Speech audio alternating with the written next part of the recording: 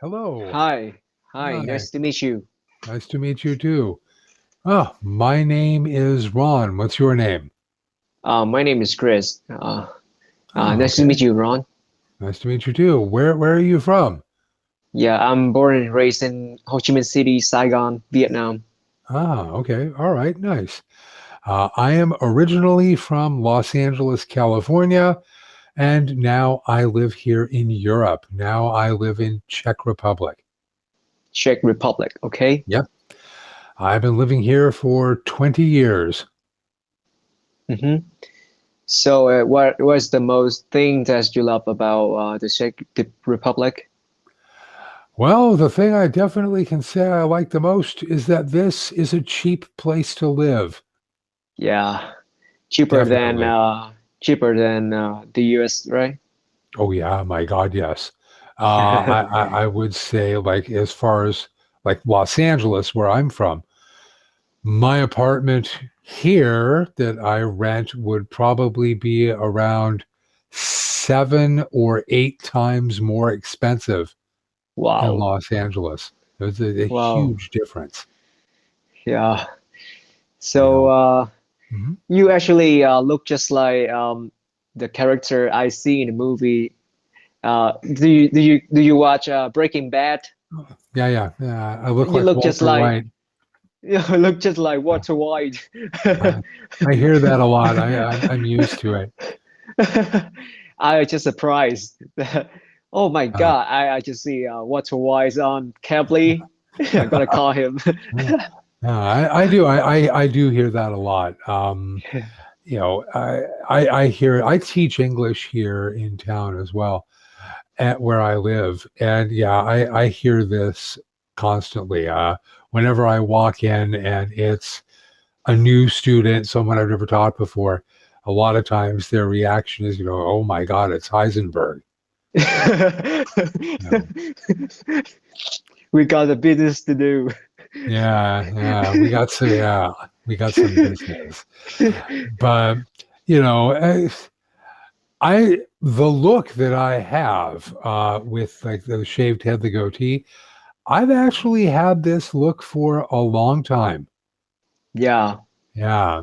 I've looked like this for probably at least since I was in my mid 20s.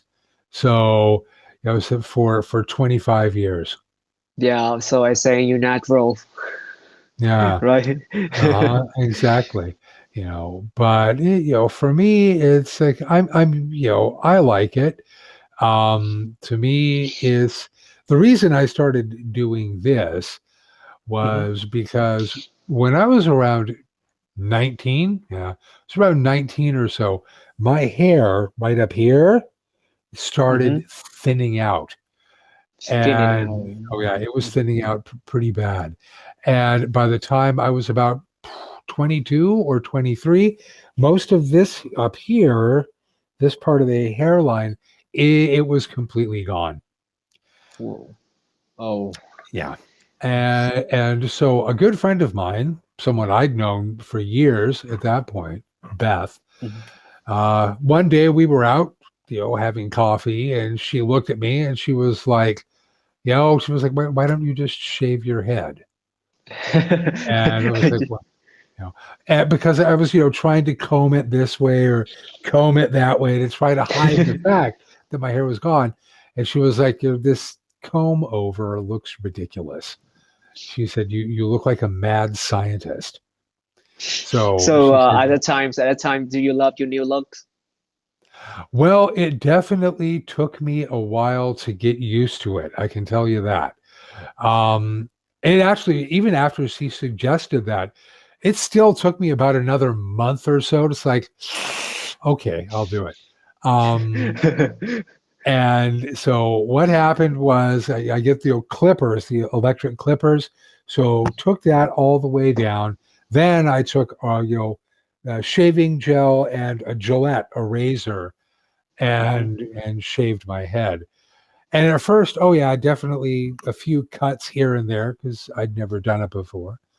mhm. Uh, but then after a while, I was after a few days of doing that, I got used to this pretty Mm-hmm. quickly.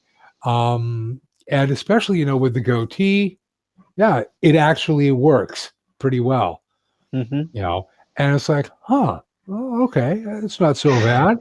Um, but then not long after that, I wound up, getting back in touch with an old girlfriend of mine from a few years earlier.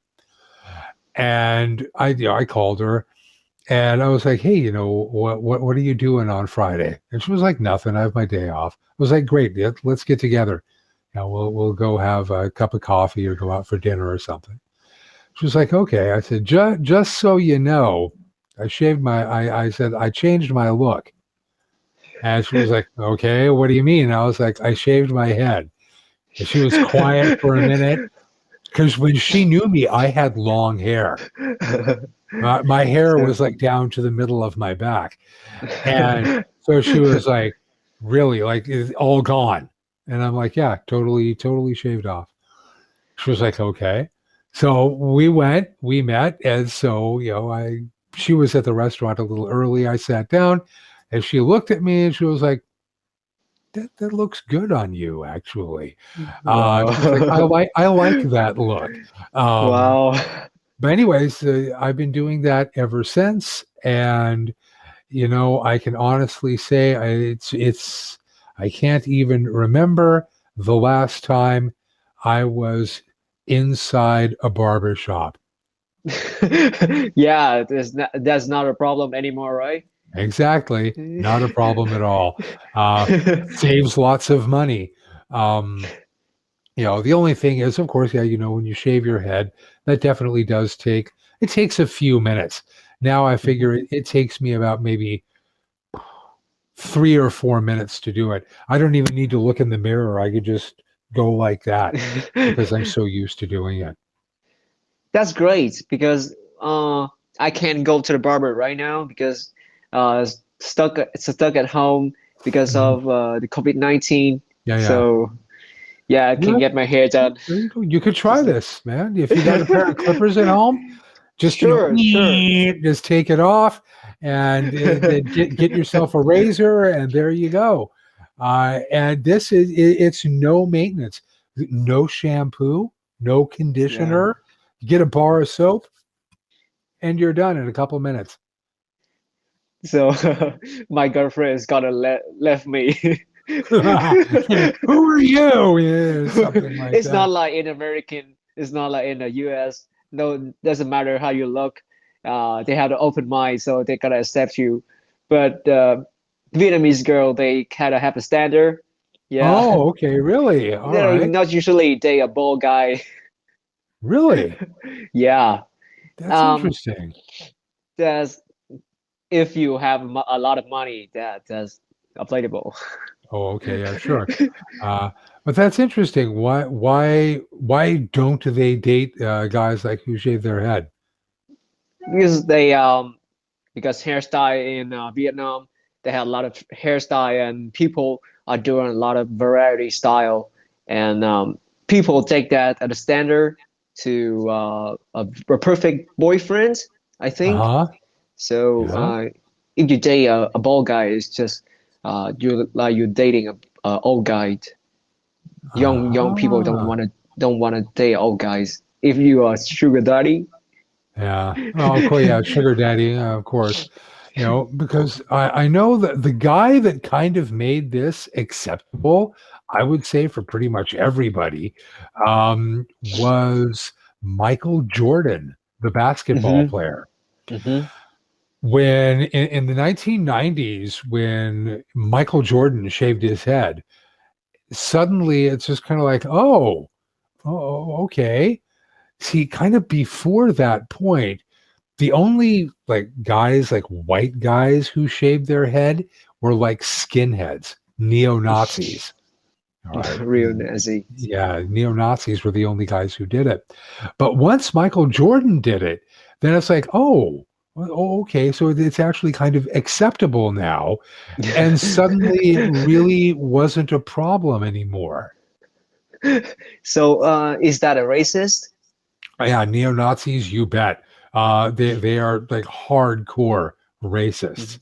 Mm-hmm. Um, and so, basically, though, once Michael Jordan, who is, of course, a very, very well-respected professional athlete, yeah, once he did it, then okay, yeah, it's cool. Now Mm-hmm. anyone can do it, and it no longer has that stigma attached to it. That Mm-hmm. it's a neo-Nazi or a racist or something like that. Mm-hmm. Um, so then it became acceptable for us. Mm-hmm. Yeah.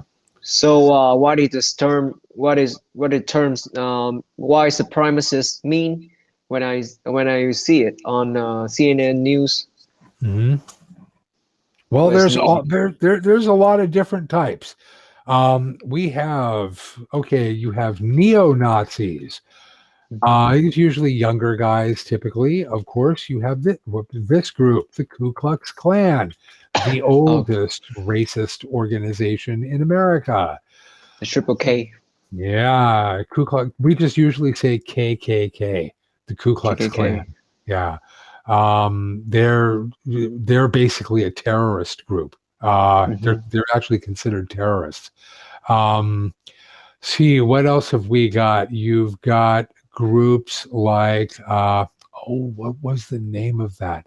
Yeah, Christian Identity. These are to me kind of the most dangerous ones because Christian Identity, they look just like everybody. They don't look different. They don't wear weird clothes or anything like that. They just look like a normal person. Christian Identity, they're white. Basically, they believe it's a Mm-hmm. religious belief that God created the white man as the superior race. God is white. Uh, Jesus is white. Uh, the good people are white, and everyone who's not white is bad. And Wow, God has commanded that everyone who is not white should be killed.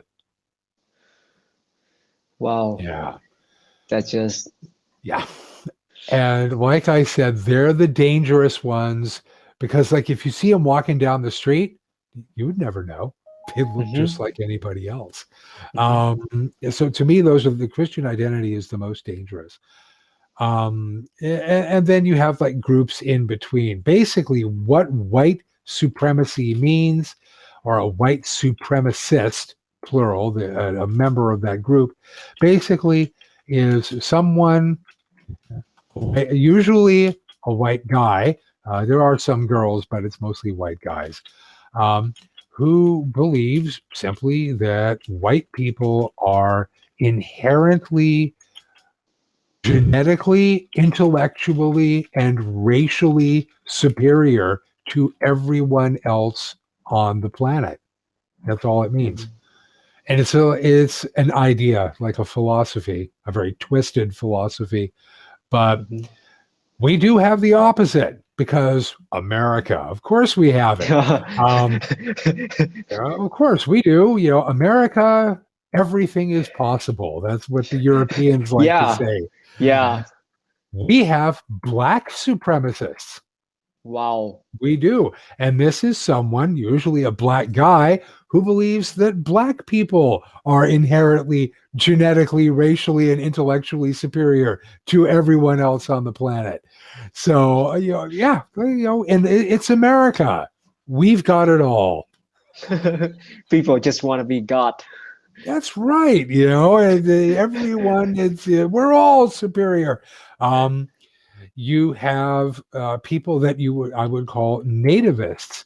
This is a weird one, and this is kind of an extension of American ideas and a distortion of American idea. Nativists believe that Americans, no matter whether they're white or black or Asian or whatever, Mhm. Americans are intellectually and genetically superior to everyone else on the planet because we are a mix of so many different peoples from around the world. And Mm-hmm. their view is that that mixture, because there's a lot of Americans that are, they're white, they're American Indian, some they have Asian background, maybe a black ancestor somewhere along the Mm-hmm. line. All of that mixing together makes Americans, quote unquote, racially superior to everyone else. Mm-hmm. So I've been digging into American culture lately. So I've Mhm. been watching The Big Bang Theories Mhm. and on Netflix and LA 92. Do you know LA 92? Oh man, that's Music video. good. Wow, that was amazing. Yeah. I saw that. So so I see the Korean town. They just pick up the guns and they protect themselves. Yeah, that's very America. chaos. You know, that was something I can remember that actually when they saw film footage of that here Mhm. in Europe, a lot of Czechs in particular, they were really surprised by that because they were just like, how come so many people have guns in America? And I was like, well, because it's America. Why else? Um, yeah, pretty much in America, if you are 18, at least 18, you can own a gun. There's nothing to it. It's easy. Really, it is. Wow. Wow. Yeah, owning a gun in the United States, there's absolutely nothing to that at all. Um, in America, I don't know if you can. Let me see if I can pull this up here. This is I was married for many years to a Czech woman. And we would fly sometimes to America, of course, to visit. Mhm. And I took her one year to Portland, Oregon, very, very well-known town up there in the United States. Here we go. And I took her to a gun show. And let's see if I can, here's a link. I don't know if you can see that there, Mhm. but that's a link. That's at the gun show in Portland, Oregon. Mhm. And all those guns are for sale. Wow. It's like a little market of guns, basically. And all you need to do to buy one of those guns at the gun show in Portland, you show your ID, driver's license for most Americans. They do a quick, it's called an instant background check, and it Mhm. really is instant. They actually have a system where they can tell whether a person is a criminal, a wanted criminal, or whether they shouldn't be allowed to have guns. Um, Mhm. the instant background check takes maybe 2 minutes or so. Um, and then from that, once you pass the instant background check, then all you need to do is give the man your money and you walk out with your gun. Guess I saw a lot of rapper in America is like, yeah, they they just pull out their Draco in the video and Mhm. Glock. Uh-huh. Now, in that case, a lot of times they actually do it even easier because that is a lot of newspapers have classified advertisements. Hmm. Almost all of them have a sporting goods section. And that's where you look and you'll see, oh, hey, whoa, look, Smith and Wesson 9 millimeter for sale, $600. Oh, wow. So you give the man a call. Hello, you have a Smith and Wesson 9 millimeter, or a 357 for sale. Is it in good shape? Oh, yeah, yeah, it's good. Okay. Well, how about I meet you at the parking lot, of Walmart or whatever, and I'll Wow. take a look at it. So, you always make sure you meet someone in a public place, of course. So, you look at it like, 600. Yeah. How about 550? Yeah, okay, good. Give the man your money, and there you go. No paperwork, no background check, nothing. You just buy the gun and go home. Yeah. I Even just hope easier. that I just hope that they use it for protection. Yeah, not to attack everybody else. Exactly. The majority, vast majority of Americans, when they do buy a firearm, yes, it is either to protect themselves at home. That's it. Okay.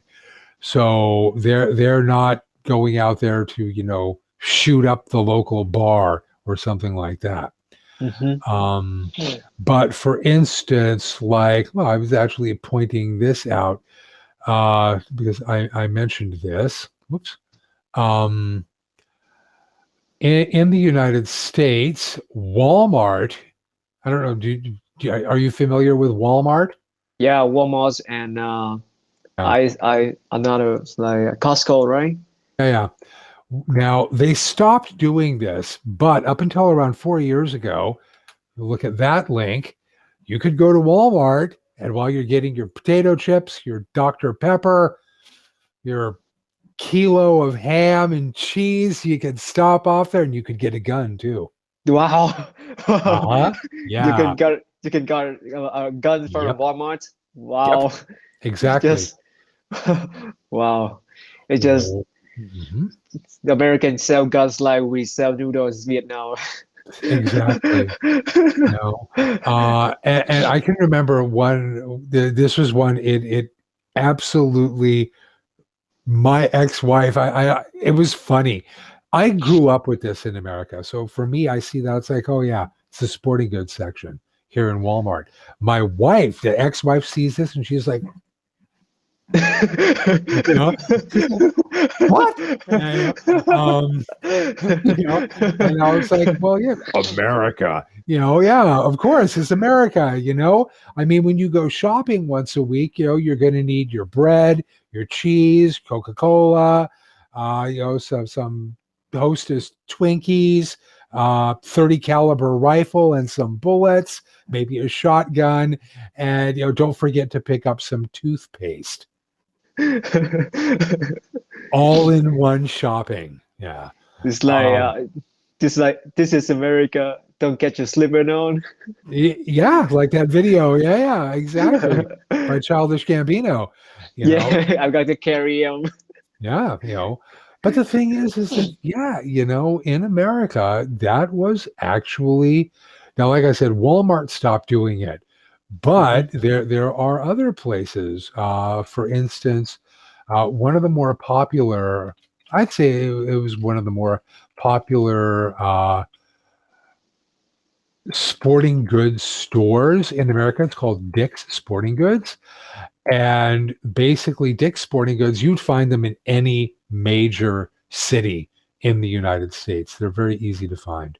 Hmm. Um, Now, what they have, this here, whoops, uh, this is, here we are. There we go. This is just a small section of what they have. And there you Wow. can rent them by the hour. Wow. Uh-huh. Even more convenient. Wow.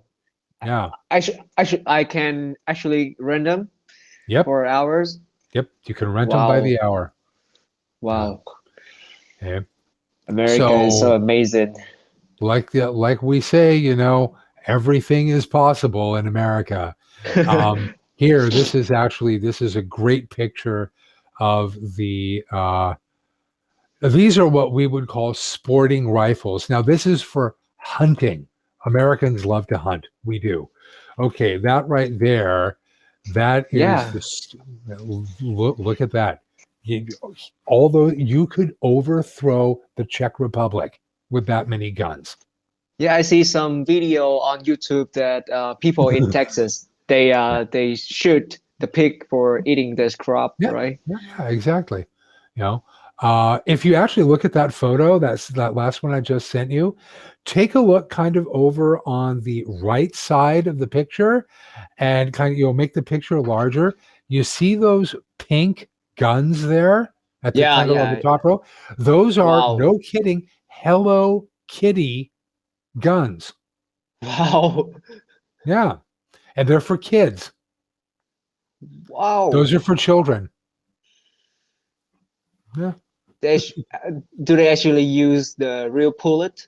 They do. They are 22 caliber, which is a very, very small caliber. 22 caliber is about Wow. the same as 5.56 millimeter.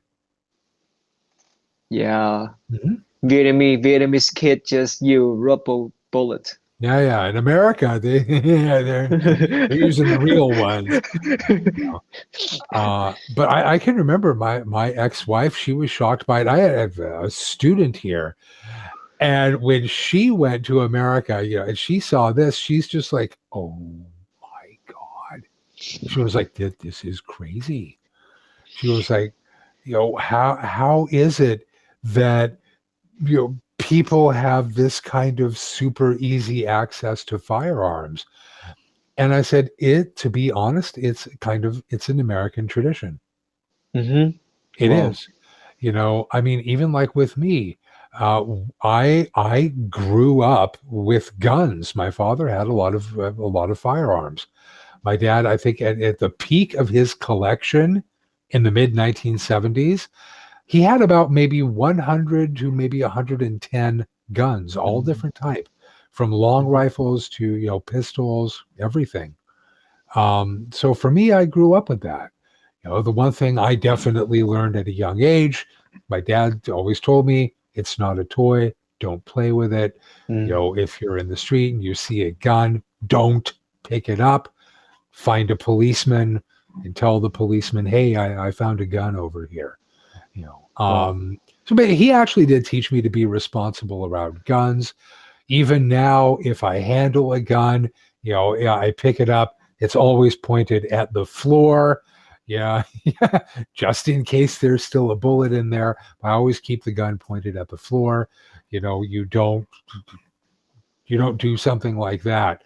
Um, obviously, uh, I know some people do. People are stupid. There's people say, "Oh, is there a bullet in there?" No, that's not how you check to see Mhm. if there's a bullet in the gun. Uh, Mhm. but yeah, this is an American tradition, and I understand for Europeans and for probably a lot of people around the world. Mhm. It's like, wow, that's crazy. You know, So that's very interesting story from you. I'll leave it with this. We don't have actual numbers, but it's estimated there are about 500 million guns in Mhm. private ownership in America. There are only 330 million Americans. Wow. Yeah. Just Mhm. past the Vietnamese population. Mhm. Yeah, that's a statistic. When Europeans hear that, there's like 500 million guns. That's for every man, woman, and child in the European Wow. Union. To them, it's Wow. shocking. But for Americans, it's just another day. That's crazy. It is. I have no problem with guns, but Mm. yeah, there's a lot of people, unfortunately, and instead of thinking, they reach for the pistol, and then, of course, there's problems. Mhm. Anyway, we're almost out of time. Hey, it was good talking to you. Yeah, very great Hmm. talking to you. I can Okay. schedule back. Yeah, yeah. Just give me your Okay. schedule. Yeah, okay, we'll Yeah. do. All right. Yeah. Have a good rest of the evening. Yeah. Nice to meet you.